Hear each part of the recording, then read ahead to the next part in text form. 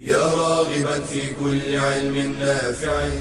ينمو العلم ويتقدم بتقنياته ومجالاته، ومعه نطور أدواتنا في تقديم العلم الشرعي. أكاديمية زاد أكاديمية ينبوعها صاف ليروي غلة الظمآن، والسنة الغراء شارحة له، فهما لنا من ربنا وحيان. بشرى لنا زاد أكاديمية للعلم كالأزهار في البستان.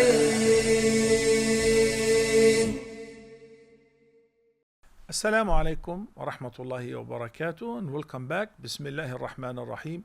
Alhamdulillah wa salatu wa salamu ala nabiyhi wa mustafah wa ba'd. Today's edition is the 16th in the fourth level of the prophetic noble Ahadith, and today inshallah we'll get to study together Hadith number 15 on two separate episodes.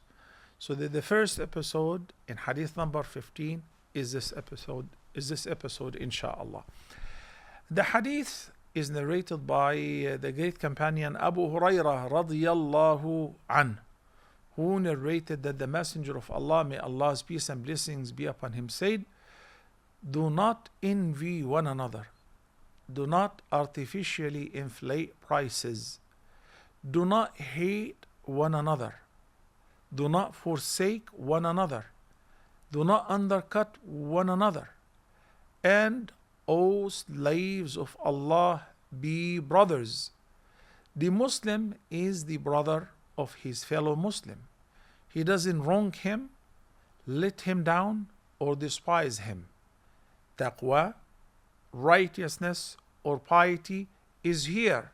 And he pointed, may the greatest peace and blessings be upon him, to his chest 3 times.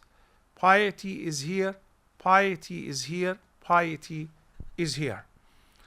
Then he added, may peace and blessings be upon him, it is sufficient evil for a man to look down on his Muslim brother.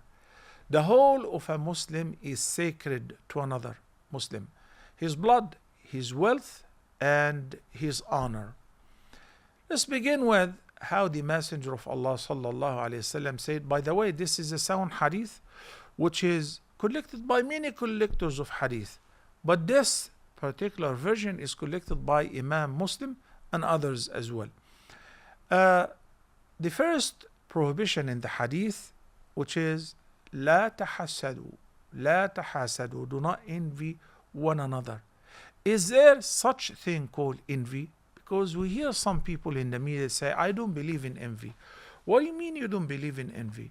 Do you believe in Allah? I believe in Allah. Do you believe in the angels? I do believe in the angels. Have you seen them? No. So why do you believe in angels and jinn and hereafter? Because Allah the Almighty said so. Belief in the oneness of Allah, in His presence, in His lordship, that He is the creator, He sent the messengers and revealed the books, would require us to believe in the unseen, which Allah the Almighty have made it known to us. So He have made known to us the presence of the angels, the presence of the jinn. He had made known to us that there is something called hasad. We recite in the Quran, قُلْ أَعُوذُ بِرَبِّ الْفَلَقِ مِنْ شَرِّ مَا خَلَقَ مِنْ شَرِّ غَاسِقٍ إِذَا وَقَبَ وَمِنْ شَرِّ النَّفَّاثَاتِ فِي الْعُقَدِ وَمِنْ شَرِّ حَاسِدٍ إِذَا حَسَدَ. That is chapter number 113, which is known as Surah Al-Falaq, or the Dawn. I seek refuge in the Lord of the Dawn from the evil of what He has created. And the last verse, وَمِنْ شَرِّ حَاسِدٍ إِذَا حَسَدٍ, and from the evil of an envier whenever he envies. So there is hasad. أَمْ يَحْسُدُونَ النَّاسَ عَلَى, or do they envy people for what Allah has given them out of His bounty? So envy is there. What is envy? What is hasad? Hasad or envy means wishing that somebody who is blessed with something, and you feel that how come he is blessed with it, you wish that he would lose it, it would be taken away from him. Normally, so that you will get it.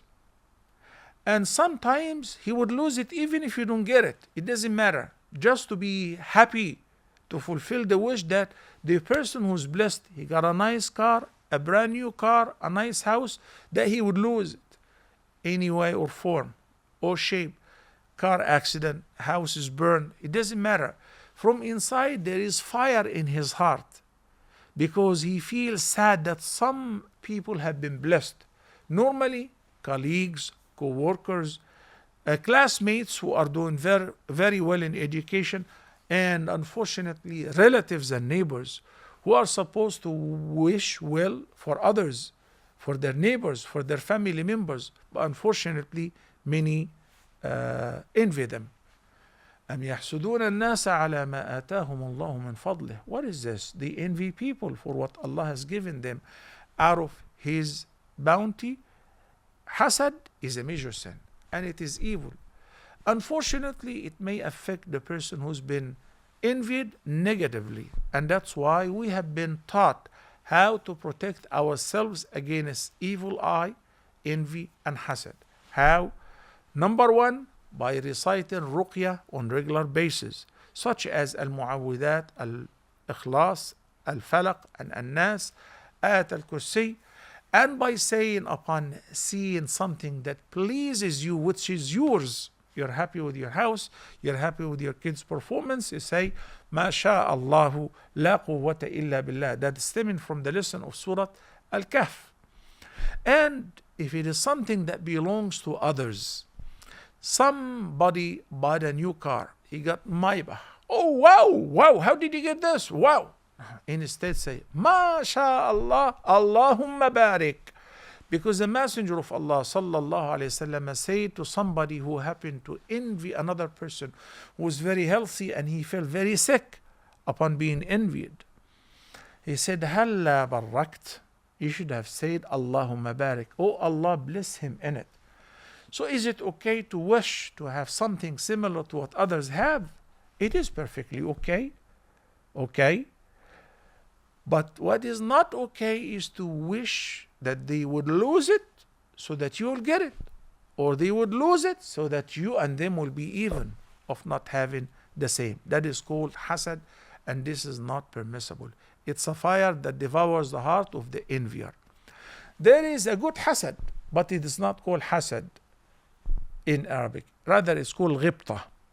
Literally, they may call it hasad, but it means ghibta. As the Prophet ﷺ said, La hasada illa fi ithnatayn.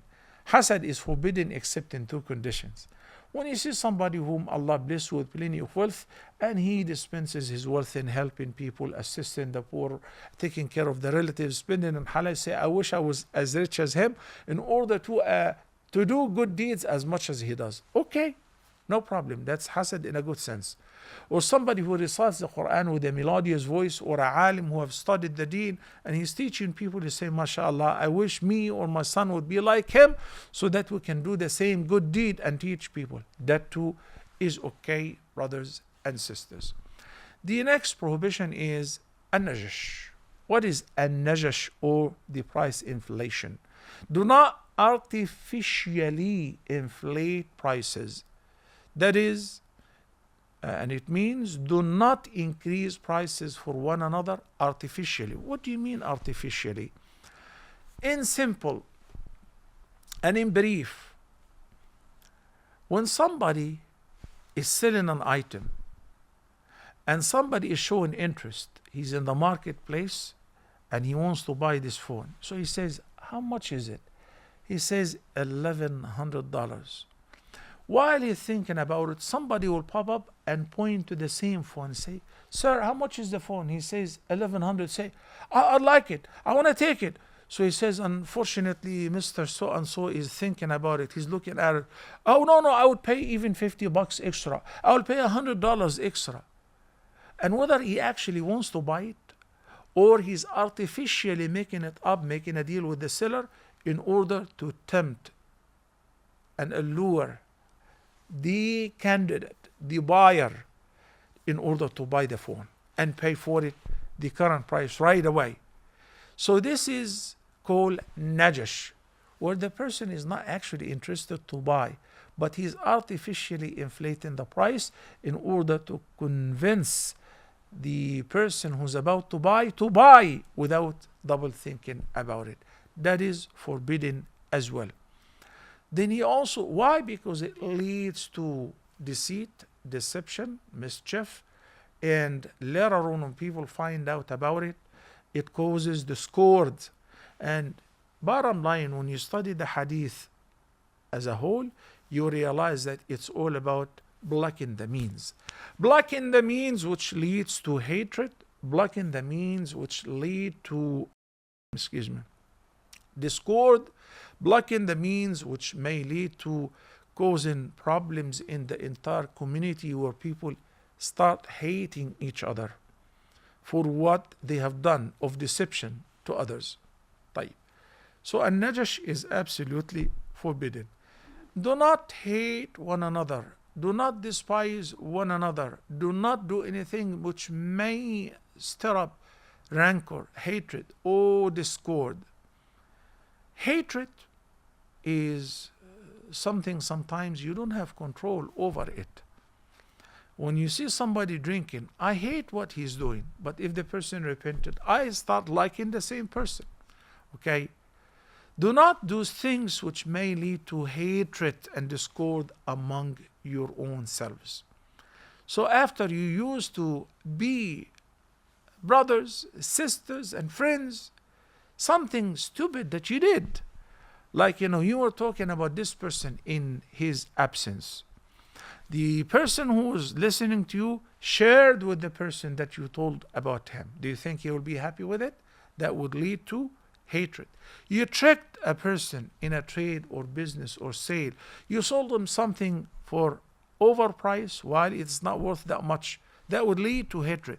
So when the Prophet ﷺ said, do not hate one another, meaning do not act upon the things which would lead to hating one another. Then he also said, ﷺ, and do not forsake one another. What is do not forsake one another? It may be understood as whenever you see one another due to discord, disagreement, and argument, you tend to give your back to the other person. Al-back in Arabic, the back in Arabic means ad-dubur. So that's why I said, لا تدابروا, do not forsake one another. By turning your backs to each other, turning away from each other, so that you don't have to say salam, you don't have to talk to him, he did, And then the Prophet ﷺ, when he said, لا تدابروا, there is the physical and the literal sense of it, and there is a metaphorical sense, which is do not develop conflicting ideas and views, which eventually would lead again to turning away from one another, hating one another, or cutting ties and severing relationship with one another. Do not undercut one another. That's another very interesting prohibition, because a lot of people do, sometimes on purpose and sometimes unintentionally. Somebody is buying an item and he finished the deal. Again, we'll talk about the phone. Too many shops in the same street, they sell phones. So somebody saw that you're buying a phone from his neighbor and you concluded the deal. So he asked you, how much did you pay for it? So you said 1,100. Said, wow, that's too much. I can give you the same for only 1,000. Or, you know what? I have a better phone for the same price. So in this case, you intend to take the business from another person. He's a competitor.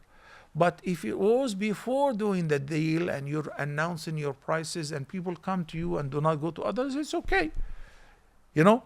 But when you allure a person to return the item, to cancel the deal with the seller, that he sold you an item and he made the deal in order to buy the same from him with a different price, that is called undercutting one another, and that too is forbidden for the same reason. Then finally the Prophet ﷺ orders us by reminding us, who are all the servants of Allah, to be brothers, to love one another for the sake of Allah. And he said every Muslim is sacred entirely, his wealth, his money, his life, his honor, and that should be protected. I will address this inshallah in the following session. And he emphasized that piety stems from the heart. If we learn these lessons and we believe in them, and we tend to stay away from what the Prophet had forbidden, and adopt the beautiful manners that the Prophet ﷺ have instructed, it stems from here and it reflects on our actions and behaviors. May Allah guide us to what is best. We'll continue next time. Until then, Assalamu alaikum wa rahmatullahi wa barakatuh. يا راغبا في كل علم نافع ينمو العلم ويتقدم بتقنياته ومجالاته، ومعه نطور أدواتنا في تقديم العلم الشرعي. أكاديمية زاد أكاديمية ينبوعها صاف ليروي غلة الظمآن، والسنة الغراء شارحة له، فهما لنا من ربنا وحيان. بشرى لنا زاد أكاديمية للعلم كالأزهار في البستان.